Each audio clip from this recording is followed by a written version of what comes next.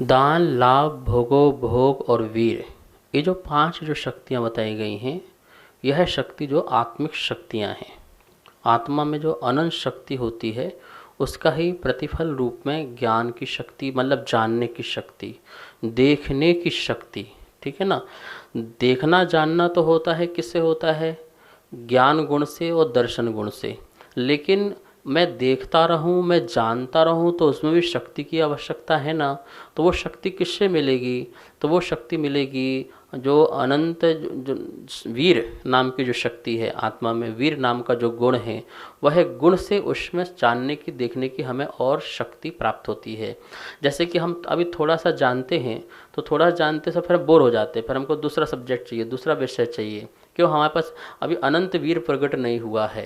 और केवल ज्ञानी हर समय 6 द्रव्यों को, 6 पर्यायों को हर समय जानते रहें, फिर भी बोरियत को प्राप्त ना हो, वो किस लिए? वो अनंत वीर प्रकट हो गया, ठीक है ना।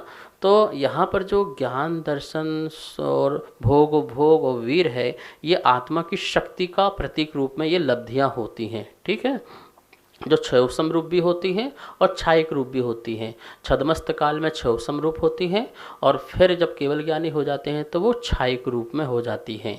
लेकिन जो आपने कहा कि इसके साथ साथ जो क्षयोसम लब्धि, विशुद्धि लब्धि, देशना लब्धि, प्रायोग लब्धि, करण लब्धि, ये जो 5 बातें कही गई हैं, वो लब्धि और वो इस लब्धि में दोनों में अंतर है। यहाँ तो लब्धि मतलब प्राप्ति, योग्यता, किस चीज़ की? सम्यक दर्शन प्राप्त करते समय।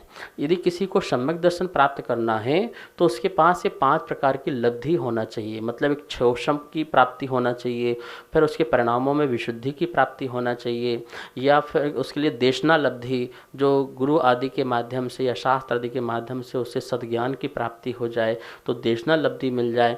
प्रायोग लब्धि के माध्यम से वह जो है अपने जो कर्म हैं, प्राचीन जो कर्म हैं, उनको अंतः कोड़ा कोड़ी में ले आए, और करण लब्धि के माध्यम से वह मिथ्यात्व के टुकड़े आदि करके सम्यक को प्राप्त करे। तो इस प्रकार से 5 लब्धि जो हैं वो सम्यक दर्शन को प्राप्त करने की योग्यता वाली हैं।